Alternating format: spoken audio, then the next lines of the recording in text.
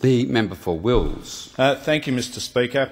I want to urge the government and my parliamentary colleagues to take a look at tonight's episode of Four Corners and move to suspend the trade in live cattle to Indonesia. The Four Corners program leaves no doubt that action to suspend the live cattle trade to Indonesia is now needed. Animals being whipped, animals hitting their heads repeatedly on concrete blocks, animals watching other animals being killed and cut up in front of them, animals having their throats only half slit and dying a lingering horrible death. We can do better. And I want to add my voice to that of community organisations, the RSPCA, World Society for the Protection of Animals and Animals Australia, the relevant trade union, the Australian Meat Industry Union, a number of my parliamentary colleagues, a member for Fremantle, a member for Page, a member for Lyons, who have all said we need to rethink our support for live cattle and live sheep exports. This is not, repeat not, a battle cry for vegetarianism. What it is about is moving to process sheep and cattle here in Australia. I think there are 3 ethical reasons and 3 economic reasons why we should look at moving away from live exports.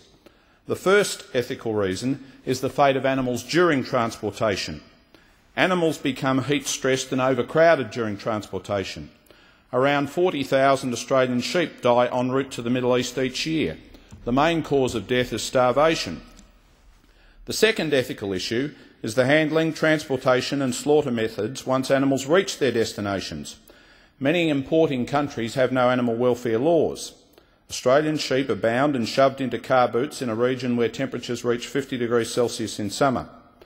Both sheep and cattle have their throats cut whilst fully conscious, suffering prolonged, distressing and painful deaths. The third ethical issue is that Australia is a member of the World Organisation for Animal Health and has obligations in its bilateral trade agreements to protect animal health and well-being. With many Middle Eastern countries not complying with the guidelines, Australia needs to do more to support the World Health Organisation for Animal Health in its endeavours to improve animal welfare. And then there are 3 economic reasons to reconsider live exports.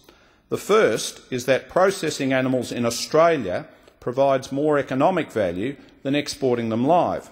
This stands to reason. It's no different to the argument for value adding to our natural resources generally, rather than just exporting the raw product. A report by ACIL says a sheep processed in Australia is worth 20% more to the economy than one processed overseas. The ACIL report also says that the value adding for a live exported sheep is $36, but for processed sheep between $42 and $47. The second economic reason for moving away from live exports is that the Australian meat processing industry is being crippled from competition with the live export industry.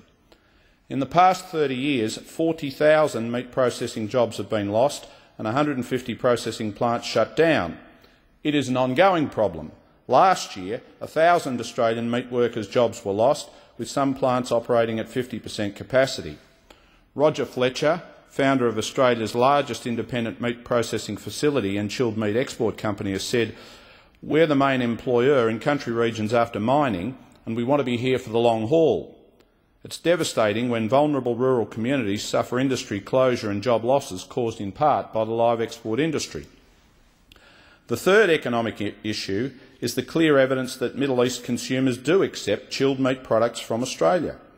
In 2009, sheep meat exports exceeded live sheep exports in both dollar value and live sheep equivalent. This is not surprising. The religion of Islam does not endorse cruelty to animals.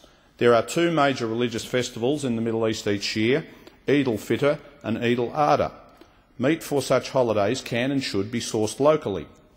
Given these facts, claims by Liberal and National Party senators about the importance of the live export industry simply fall flat on their face.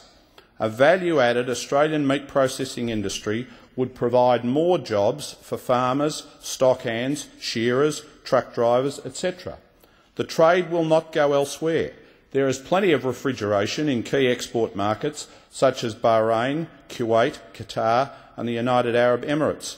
When we first stopped exporting animals to Egypt due to cruelty concerns in 2006, it was reported that the Egyptian government moved straight to chilled meat imports to fill the demand. Mr Speaker, tonight's Four Corners program leaves no doubt that action to suspend the live cattle trade to Indonesia is now needed.